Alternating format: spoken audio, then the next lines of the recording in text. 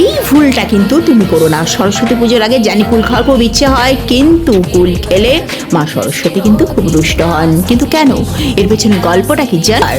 দেবী সরস্বতীকে তুষ্ট করতে মহামতি ব্যাসদেব বদ্রিকা আশ্রমে তপস্যায় বসেছিলেন। সরস্বতী ব্যাসদেবের ওখানে একটা কুল রেখে এসেছিলেন এবং শর্ত দিয়েছিলেন সেই কুল থেকে যবে চারা হয়ে অঙ্কুরিত হয়ে গাছ হবে, সেই গাছের কুল যখন পেকে একটা ব্যাসদেবের মাথায় পড়বে, ততদিন পর্যন্ত কিন্তু ব্যাসদেবকে তপস্যা চালিয়ে যেতে হবে। সরস্বতীকে তুষ্ট করতে ব্যাসদেব সেই শর্তেই রাজি হয়ে গেছে। একদিন তার মাথায় সত্যি সত্যি কুল এসে পড়ে, তখন তিনি বুঝলেন মা সরস্বতী তার তপস্যায় তুষ্ট হয়েছেন। সেই দিনটি ছিল মাঘ মাসের শুক্লপক্ষের পঞ্চমী তিথি। ঠিক সরস্বতী পুজোর আগে কুল না খাওয়ার রীতি প্রচলিত হয়। কমেন্ট সেকশনে জয় মা সরস্বতী অবশ্যই লিখো কিন্তু। আর গল্পটা কি তোমার জানা ছিল? জানিও তো।